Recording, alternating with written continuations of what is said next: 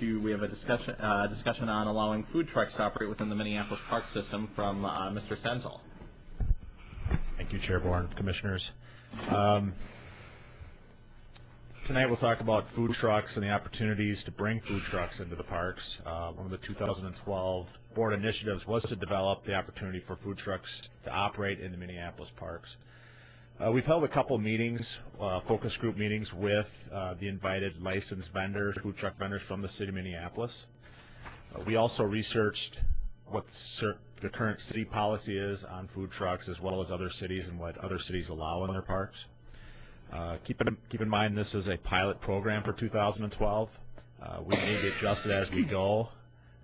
It may change altogether in 2013, but what's before you in kind of the background information that you received is kind of what we're thinking and direction we're kind of going.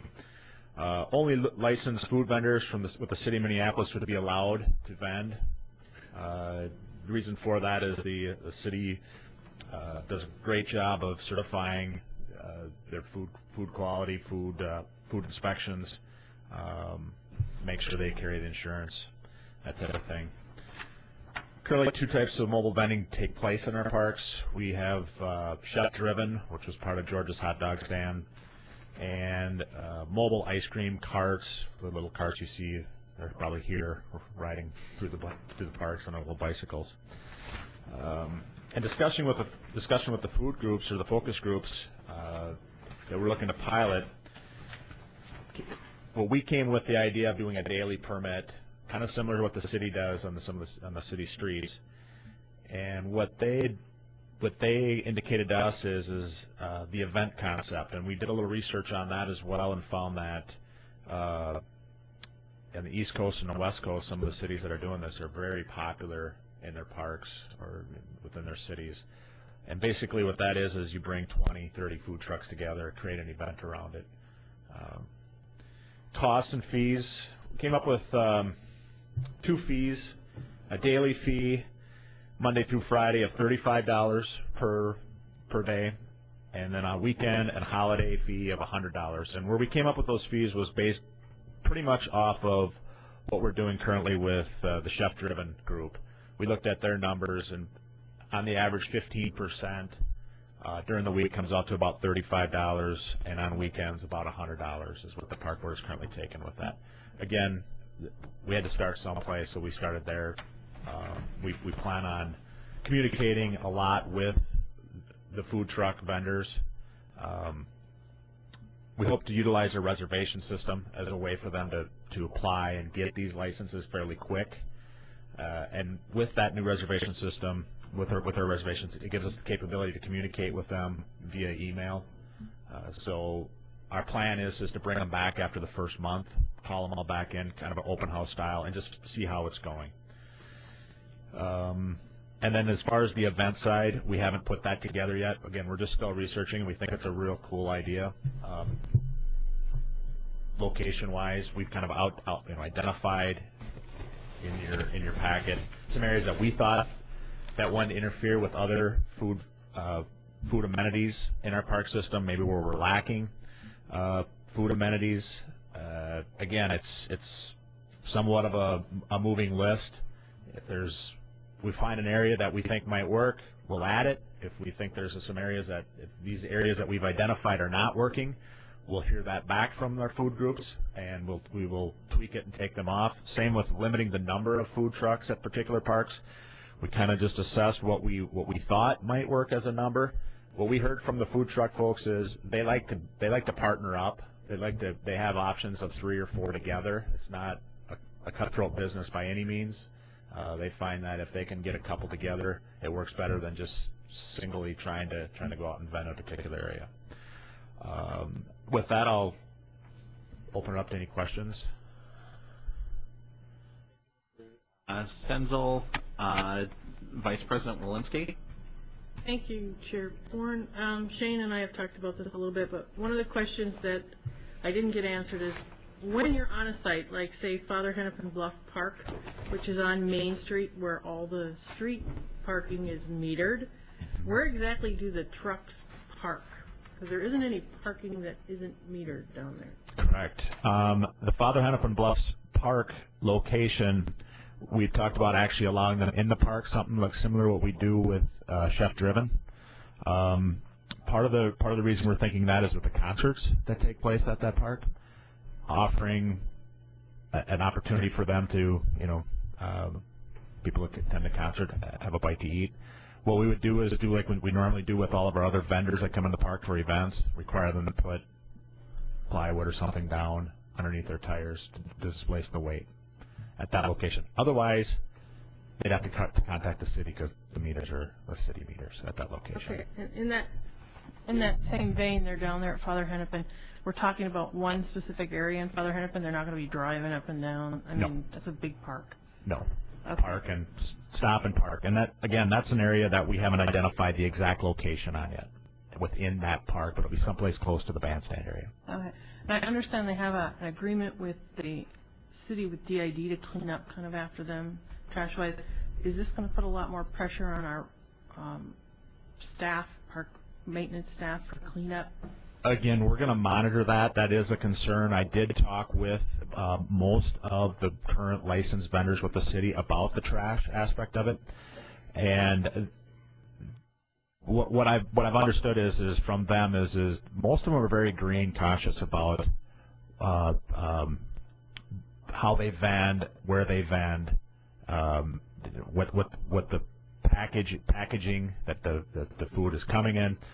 And I asked at that time, would they be opposed to bringing in their own garbage cans, taking them with them, and they said no, they wouldn't. Again, a lot of these are grab and go, so I don't know what the carryover is going to be if somebody grabs and goes and then, I guess, disposes 3 blocks down. That's all part of what we're going to try to monitor is the trash aspect, the waste management. Have they done this in the past elsewhere where there's been like concessions? I mean, we just passed a new agreement for Tin Fish. We're hoping to get lots of money for them. But I see we've got the option for the trucks on the south side of Lake Calhoun and then at the Calhoun Executive Center. Is this going to compete and then kind of take out of one pocket and put into another? Well, currently the only thing that I see here on Calhoun would be the Calhoun Executive Center, which is on the opposite end, kind of tucked up behind. And that would be on the event side. It would not be on the daily side. So that would be more of an advertised type event in that area. And what we try to do is look at kind of all over the city and really kind of spread it out. And with the understanding that all the food trucks, when they walked in the door, all went, "Hey, we're going to Calhoun." And we said, "No, you're not going to Calhoun. We're looking at other locations." So somewhat of a little bit of a compromise on the Calhoun Executive Center. It's not to say that we're going to do it. It's just we put it on there as an option for doing an event at that location, but not a daily. Okay, then I just have maybe a couple more. I noticed that you have East River Flats, and there was an example here of game day football experience with tailgating, and it seems to me we ran into a big snag with the university when we did our tailgating at that parking lot, and we hadn't been part of their game day master plan. Correct. So are we going to be talking to the U Absolutely. and the master plan people? Absolutely. We would definitely have that conversation along with the parking and everything else. That dialogue would go right along with it. Okay, and then there's one question. I'm concerned a little bit with competing with local vendors, particularly Father Hennepin Bluffs Park. We're just now starting to finally get vendors back along some of the spots on Main Street that have been empty a long time. Mm-hmm. And I know we've also got Tugs and Vicks and Astor Cafe. And I mean, we've got lots of restaurants down there, and I'm just wondering, are we going to be looking at competing with these businesses? And these businesses sit in their building and pay property taxes and things that fund, again, out of one pocket into another.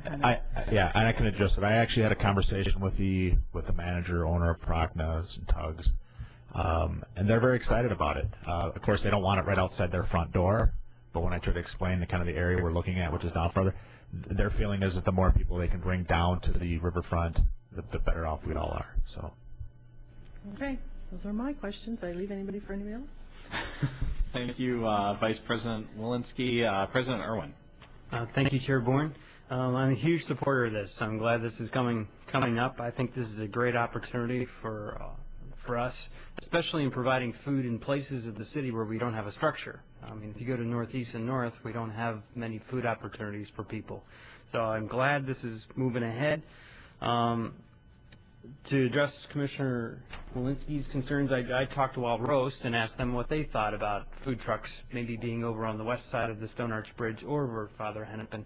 They had the same response. They were excited about the possibility, and they thought it was going to draw more people, and they welcomed them. So they didn't feel there was competition at all.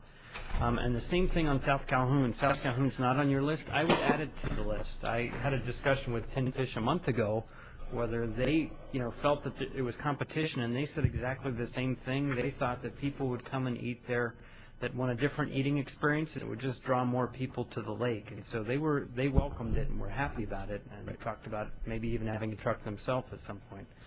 So that was my experience with the local vendors. I'd encourage you this first year, I don't know if there's anything about surveys or asking people what they think about the experience, and whether we would do that. I think that makes sense to ask people about good or bad or what they think about it, and it may be a worthwhile thing to do since it's a pilot project. Okay. And then the last thing is that, I know that on the 4th of July the pavilion I think we have set aside, and we have some large events, and I'm wondering at that event, for instance, whether we might not want to have a concentration of food trucks and have kind of a festival at that point. Correct. The thing that with some of the holidays that we found with some of the food trucks is they do have contracts with other events that they're already at. But that's definitely one that we'll ask and throw it out there and try to create something around that. Yes. Yeah, 4th of July there, in the parking lot, maybe at the pavilion with the fireworks, it might be a good option. Potentially. Keep in mind we've got vendors already on contract for the 4th of July because it's our event. But noted. Okay. Thanks. Thank you, President Irwin. Commissioner Young. A question. My first question is about the fees. The food industry, you don't make very much money. And so I was concerned about the daily fee of $35 times 5 days. All of a sudden it's $175, and then if they want to do the weekend at 100, it's $275 out of your sales for the week. It just seemed a little high for me. Would be helpful. But you're saying it was the average of somebody's that you used. What was their response at the open house you held at the focus group? It was a discussion more along the lines of typically we write these contracts at a 15% rate.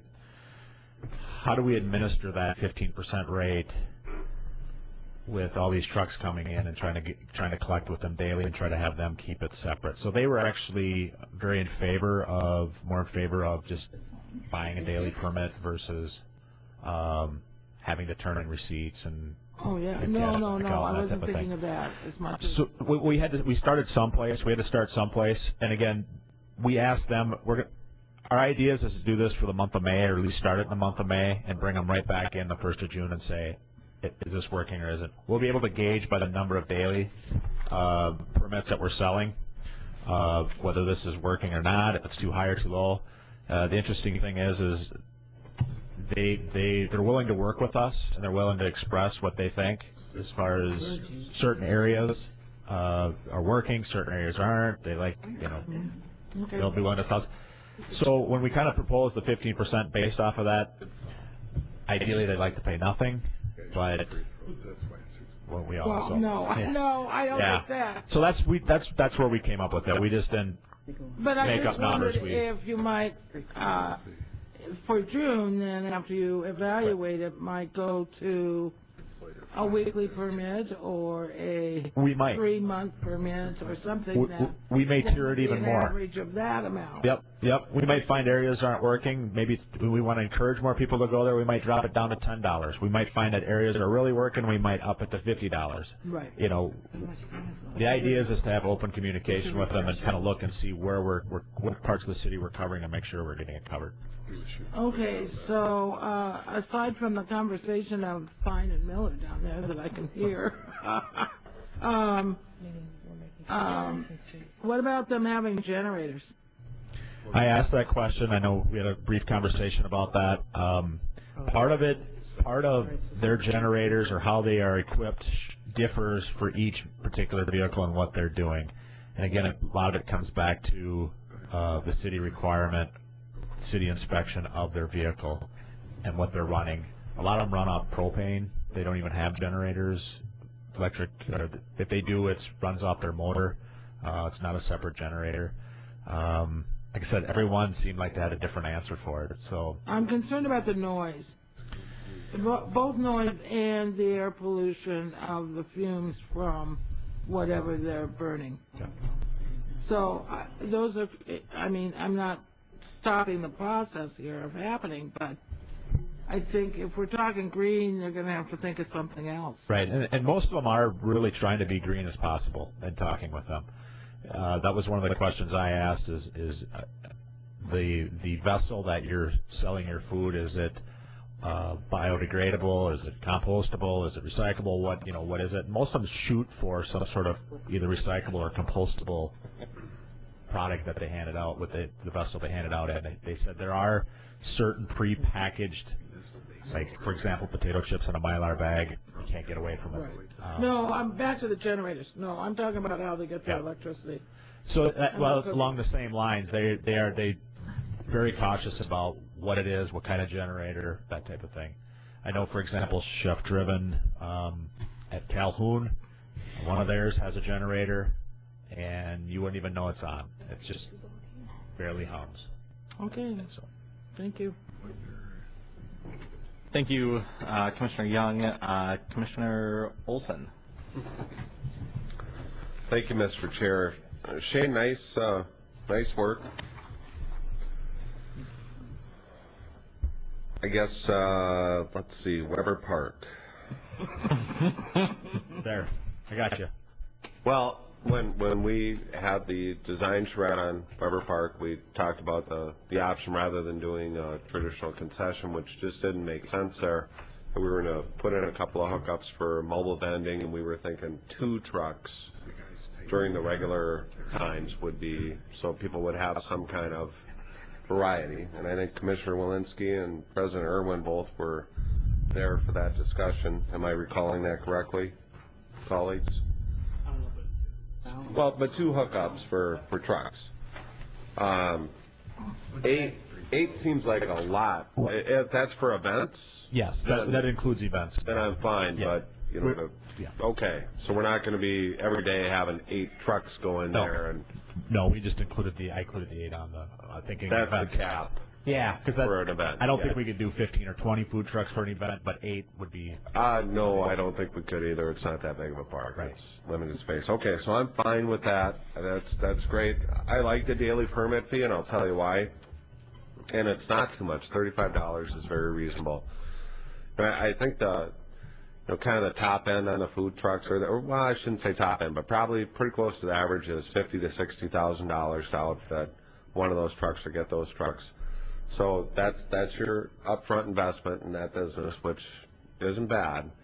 $35 daily allows people to pick and choose days of the week that they want to work. It also makes it available to folks that don't have money to pay a yearly fee or don't have that upfront capital. So a lot of the smaller vendors can kind of go that way. $100 on the weekends is fine because you would expect that you're going to have more business. I feel bad for them if they buy a permit for the day and it pours all day, but that's. And I just piggyback on that. That's the idea of going with a reservation system that's online. They could actually monitor the forecast with the idea that, say Saturday morning, it looks like a beautiful day. I can go right online, get my permit, and go. We're not going to have to wait for any kind of approval. Okay, and then we are going to try and establish some fairness so certain vendors aren't getting all the prime spots on the prime days. Correct. We'll maybe have a limit on how many Saturdays you can have at a prime spot, and say you've reached your allotment for the season. And I really think there needs to be some kind of cap, because otherwise it's. Yeah, we could definitely monitor that. The interesting thing is we asked that question at the open house that we held, or brought them all together, and just said, okay, who fights for downtown for this spot and this spot? Because it's first come, first serve. And they say, we don't. We get along great. We kind of understand. we talk, so I think Okay. I'm not too worried about it, but maybe we can put something in there like, okay, we're going to monitor, and if we notice you're there and we're getting, people are saying, Sure. you're there at 6 o'clock in the morning every Saturday and you're bumping everybody else out, maybe we can put a limit on it, sure. Okay. And for me, if I was going to have a food truck to promote my restaurant, say I had, just a restaurant, a regular restaurant, I would see benefit to moving around the city to different parts to not only make some money, but to promote my restaurant and hope that people went there and spent money as well, and those types of things. And I think there's probably quite a few restaurants that will do that will use this as an opportunity to promote their actual restaurant or their standing facility. And then a lot of them pointed that out, that they wanted the capability to move. They didn't want to be limited to one spot, because that was one thing we talked about too, was selling a spot. And they didn't want that. None of them wanted that. They wanted the capability to move pick up and go if they wanted to, and communicate.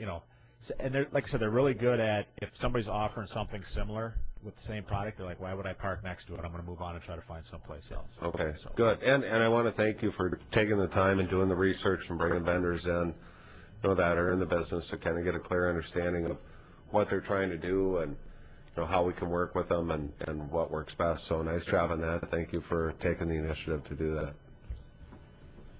Thank you, Commissioner Olson. Commissioner Kummer. Thank you, Chair Bourne. I just have one quick question. Do they pay the fee to us on top of what they pay the city? Yes. What do they pay the city?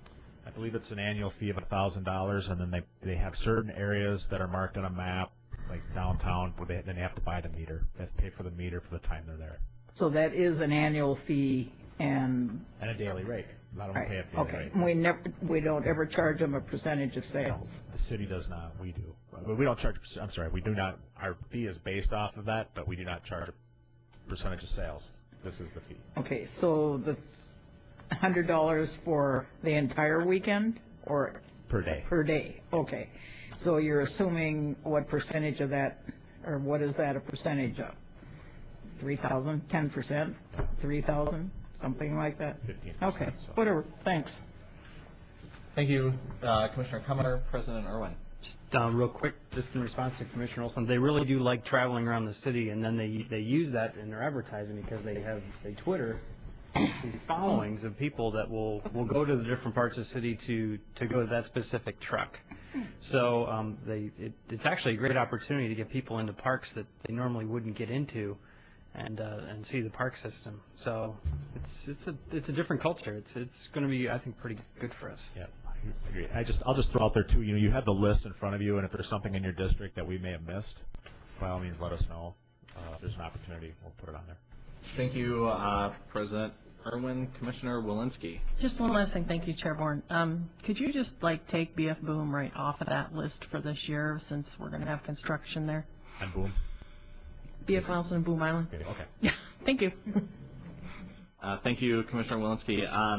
I have a couple of questions and comments if there's no other discussion. Before I go into those, Mr. Stenzel, you probably thought you were going to get away from Commissioner Tabb, but she sent me a list of questions that she wanted me to go over with you. Let me get the comments out of the questions first. One question was curious about. There was a focus group with vendors, but there's any of the parks that are near neighborhoods. If there was any kind of reaching out to neighborhoods to see how they would feel about it. No, we did not. However, we should. Okay. I have that same question.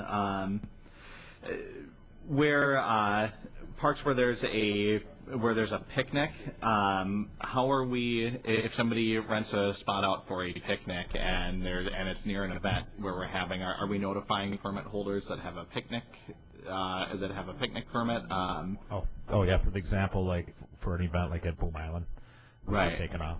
Yeah, We would book out. With the event, we plan the event, so we would book those areas out so that there wouldn't be any kind of conflict or anything like that. And I guess maybe what our question is, and maybe we can do this a similar way to how we notify road closures. And this would actually be an advertisement piece for them.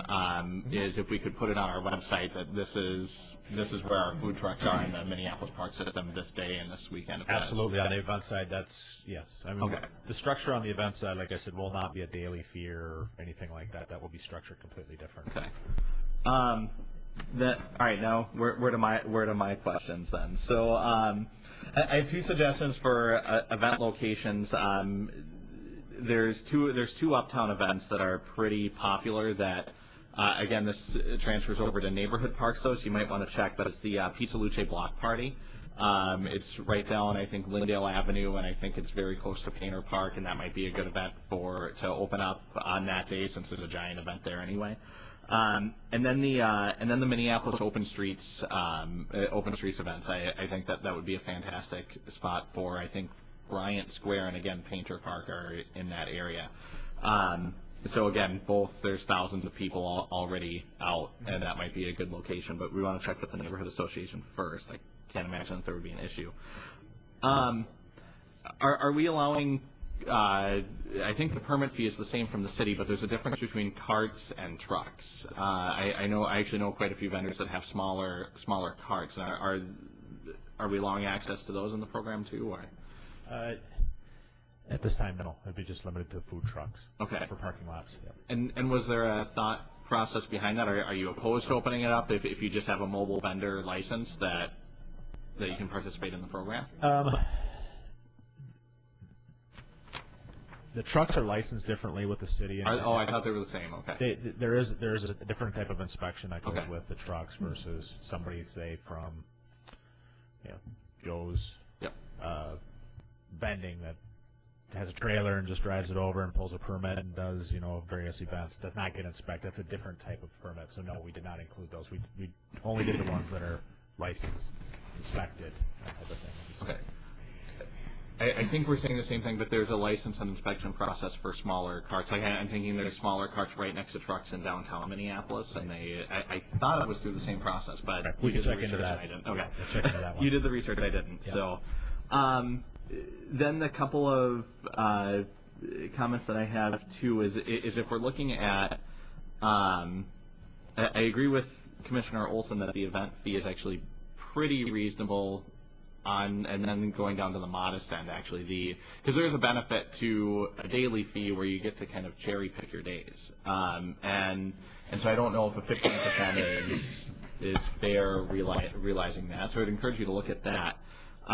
There's also the piece if we roll in a truck onto like our grass, for example, and if they don't put down plywood or if somebody forgets to do something there, I would imagine the cost of just refilling that divot that they put in the grass is going to be more than the $35 permit fee. Right. So really, we're really solely offering this as an amenity. I mean, it's not. I can't imagine that it's really a revenue generator in any real sense. I mean, I think it's a fantastic idea and it's worth it as an amenity to get people into the parks. But if we have one issue with one truck one day, I think we'd be at a loss for the cost of the staff time just to go out and repair any kind of. Sure. Yeah, and we'll monitor that. Maybe that location's not one that we want to do. Okay. We just wanted to make an option for. Because we've got a program going on there that exact same program is going on at other locations have those options. We just wanted to extend that option to Northeast. District. I'd encourage you. I'm extremely supportive of this. The other questions I have, and then I'll go back to Commissioner Olson, is what time frame do you need this committee to pass an action item on this to approve? Part of it was we wanted to come tonight just to hear what the feedback was from the board, and then we're looking to start it sometime in May. Okay. Is ideally what we're. Of course, we started this when it was still snowing. Absolutely. So things changed. 2 years ago. I'm hearing the consensus is that everybody's excited and supportive of it. I think we'd probably want to look at the fee structure a little bit closer. So. Commissioner Olson for the second time. I'll let you finish your comments. I'm absolutely done. Okay. On the event fee, you raised a concern about. I think there's two different events that we can think of. One, I think you're almost trying to create an event by having multiple food trucks, and I think that's what President Irwin was talking about, where so you want to have it attractive because it's something that you haven't done, you don't know how it's going to go, and you certainly want to encourage to get those vendors there and participate. So I think $100 is fine. Now, if you're talking about an event like the bike tour, or a larger event where you've got 5,000 people, then yeah, $100 is too cheap. And maybe at an event like that, then it is a percentage-based structure because it's just a one-day thing, and we're probably only going to have so many of those that we're going to be involved in, whereas a lot of events have their own vendors already, so we wouldn't be in that. So I think you can do a little fine-tuning on that. Well, as far as, let me just clear up the $100 permit fee would be just, again, the daily rate for a weekend. Yep. The event fee is not on here, outlined on here, because we've talked about a couple different ideas. Say it's, we'll just pick one out here, Parade Stadium, Parade parking lot, and we invite 20 food trucks to come down. Maybe we put some entertainment with it. At that point, they're contained within one area. We can do a 15% and say, okay, at the end of the day, give us your receipts 15%. We could say, all right, for this event, it's $500, flat fee $500, or whatever we come up with. We'd have that conversation with the vendors at that time and work together. They understand where we're at. We're at a 15% level. And so, like, the event thing can be a lot of different things. And that's what I'm just kind of saying. We're still kind of researching it, too, with what other cities are doing, and we're finding that it's very popular. Sure, and that's great as long as you're keeping that flexibility and you're realizing the events, like you do a President Irwin food truck rally at a park, and it's $100 a head, and then you have a bigger event, an established event, or an event that we add entertainment or some other things to, and you go with percentage. I think that's great. So thank you. Good work, Mr. Stenzel. If there's any other discussion items on this point, moving on, and you can stay up.